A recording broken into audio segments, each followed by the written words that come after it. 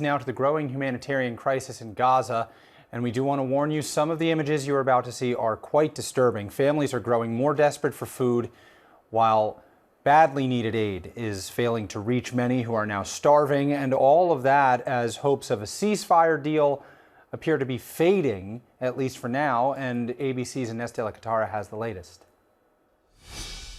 Hey, Will, yeah, devastating images coming out of Gaza as Israel continues to hold up aid trucks at the border. Our cameras filmed inside a children's ward at a hospital in central Gaza, and the scenes were haunting. According to the Director General of the Al-Shifa Medical Complex, 70,000 children have now entered the stage of acute malnutrition. 50,000 are on the brink of complete starvation. An American doctor volunteering in Gaza telling us every patient he is treating at Nasser Hospital is malnourished, and over 100 aid groups are warning of mass starvation. Now, Israel has been blaming Hamas, saying they've been stealing food and engineering the famine.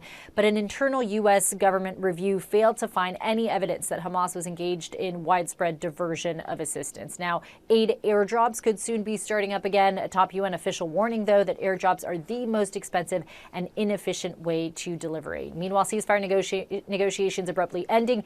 Neither side has said exactly why talks broke down. Both sides seem to be stuck on the same issues that they have been debating for months. So things like how the IDF would withdraw during a potential ceasefire, how humanitarian aid would be delivered. We know Hamas also wants Israel to lay out plans for a permanent ceasefire. The U.S. pulling out of those talks, saying Hamas does not appear to be negotiating in good faith. Both the U.S. and Israel now considering what they're calling alternative options, though it's still unclear what those are. Will? All right, Ines de la Catara, thank you for that. Let's get more on this crisis in Gaza from UNICEF spokesperson Joe English.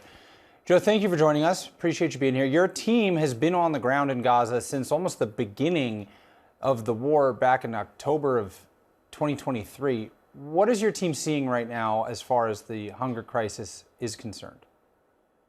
Yeah, well, I mean, our teams have been on the ground in Gaza for decades, and the situation has never been as bad as it is now. You know, I cover humanitarian crises all around the world, and I cannot think of another circumstance where I've spoken to my colleagues. You know, and it's not just the people that we are serving who are hungry, but our colleagues are hungry. They're going to bed hungry. They're waking up hungry. You know, the situation is absolutely catastrophic. And the sad reality is that there is plentiful food just a few miles away. Now, the UN has to be allowed to do our job to reach children and families in need where they are, do the work that we do all around the world. You mentioned the food being just miles away. Israel blames Hamas for the food not getting there, and Hamas blames Israel. Where do you stand on this? What needs to be done? Rather than assigning blame even, what needs to change? Who needs to change what they are doing in order to get the food to where it needs to be?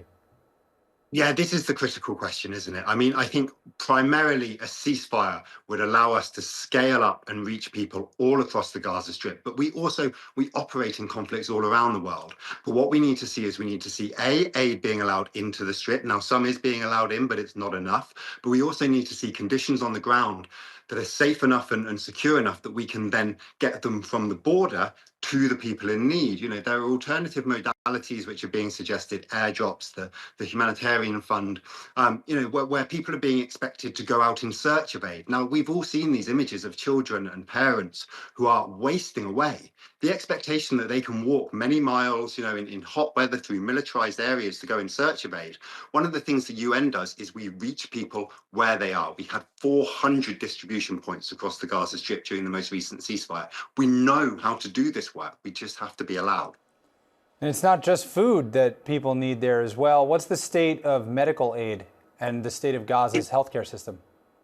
Yeah, it's absolutely everything, and all of these factors into play. You know, a child who is malnourished is more likely to be at risk of you know, diarrhea or pneumonia or even a common cold, things that most kids will be able to survive. When children are malnourished, it can become a death sentence. You know, similarly, you know, say drinking unsafe water. UNICEF provides a huge amount of water into the Gaza Strip, but it's not enough at the moment. And so children are being forced to drink dirty water when they're sick, when they're malnourished. Again, that is a huge risk. And then there's the psychosocial impact. You know, we have to be able to provide some kind of support, some kind of hope for children and families who've been affected. But that can only start once the fighting ends. So once again, we call on all parties, all actors, everyone who has any power over the situation for a ceasefire and an end to the fighting. That ceasefire looking further away than maybe it ever has. But Joe English, thank you for what you do and for joining us here on behalf of UNICEF